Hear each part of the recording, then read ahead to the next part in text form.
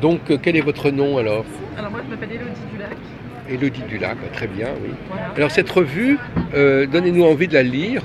Et ben je vais vous dire surtout que moi je suis d'abord lectrice Bah justement. avant autre chose. Et ce que j'aime dans cette revue, c'est d'abord sa diversité, puisque ça parle à la fois de science, à la fois d'art et De religion. de tout aussi, et de Ésotérisme. tout ce qui touche à l'être. Et orbe, ça veut dire, ça envoie à la terre, c'est quoi? C'est l'orbe, Alors c'est montrer l'invisible, c'est pouvoir montrer le visible. C'est ça que ça veut dire, orbe? En fait, vous savez, Dans quelle langue? c'est les petits ronds de lumière qu'on retrouve d'accord. sur les photos. Je savais pas du tout, justement. Par erreur, entre Ah oui. guillemets, voilà. Ah, ben Et voilà. donc, ce qui est invisible, on le rend visible par Mais l'aide de la c'est caméra passionnant, ou de ça. l'appareil photo. Je n'avais Voilà. pas du tout pensé à ce jeu. Et moi, ce que j'aime dans cette revue, c'est que je la ressens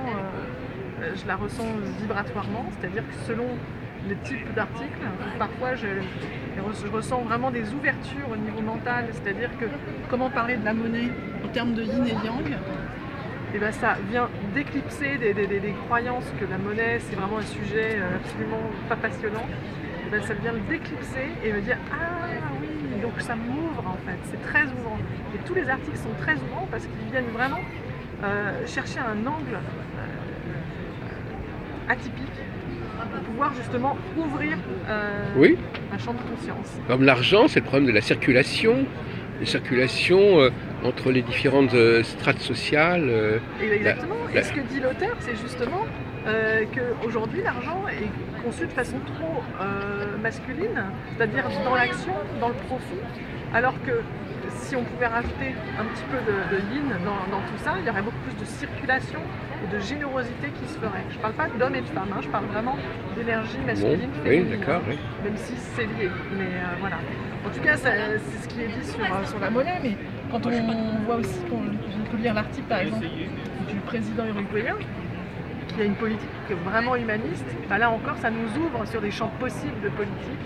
Et c'est aussi notre prise de conscience de tout ça et notre ouverture qui va pouvoir ensuite changer un petit peu les choses. Mais à votre avis, comment ça se fait que ça se passe comme ça? C'est Maxence qui donne cette ligne à la revue? Tout à fait, c'est Charles Maxence Laillé qui donne ça à la revue parce qu'il a tout à fait conscience de la plénitude de l'être, tant au niveau intellectuel, au niveau du cœur et au niveau de la nature. C'est-à-dire cet être, quand on parle de la nature, des forêts, quand on parle de l'eau, on va sortir un numéro spécial sur l'eau, c'est tout ce qui nous compose, et que ce soit végétal, animal ou autre, c'est ce qui nous compose. Quand on parle d'art, c'est le cœur qui s'ouvre à ce moment-là. Donc c'est différentes parties de l'être qui se fait. Et je sais que Maxence en est conscient, même s'il n'en parle pas. Et alors il choisit les articles dans ce sens. Tout à fait. Il les commande, ou comment est-ce qu'il les suscite? Il les choisit dans ce sens et aussi vraiment avec de la qualité. C'est-à-dire, il va chercher des gens du CNRS, des prix Nobel, pour parler des sujets scientifiques. Est-ce qu'il choisit un certain thème et après il cherche les gens qui sont en rapport avec ce thème ou qui peuvent l'illustrer? Oui, ou alors ça peut être dans le sens inverse. Il n'y a pas de règle. Il connaît plusieurs personnes et il cherche le point après, commun. Il y a aussi ça se passe par les rencontres, ça se passe par ce qu'il le cultive également, et ensuite il contacte les gens qui Oui. les rencontrent. Comme quand on a des colloques, c'est pareil. Oui, parce que pour trouver des artistes, par exemple, parfois c'est aussi au gré du hasard, entre guillemets. Et vous l'aider à trouver des gens parfois Non, là c'est plutôt c'est plutôt lui qui me fait découvrir des gens passionnants. Ah oui, en fait. non, mais d'accord, Voilà. donc il est constamment en train de chercher des personnes pour le prochain numéro. Il a toujours ça en fait. Oui. Ouais, il est très actif dans sa démarche et ça fonctionne très bien. Vraiment, ça fonctionne très bien. Oui, j'étais venu à une soirée qu'il avait organisée il y a 2-3 ans comme ça. Ouais. Je ne me souviens plus.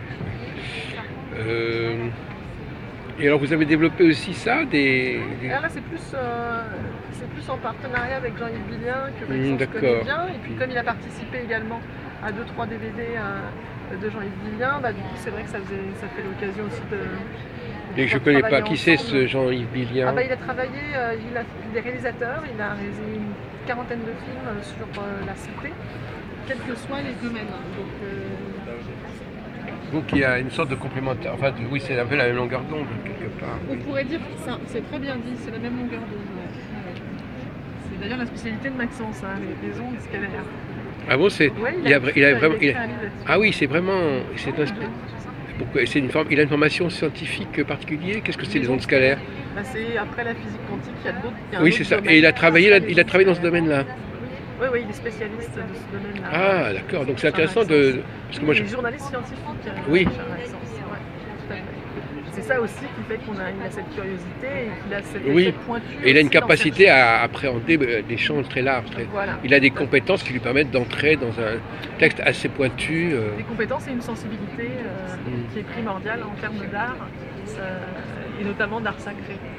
Merci beaucoup, Madame Dulac. Bah, Je crois que j'ai bien fait de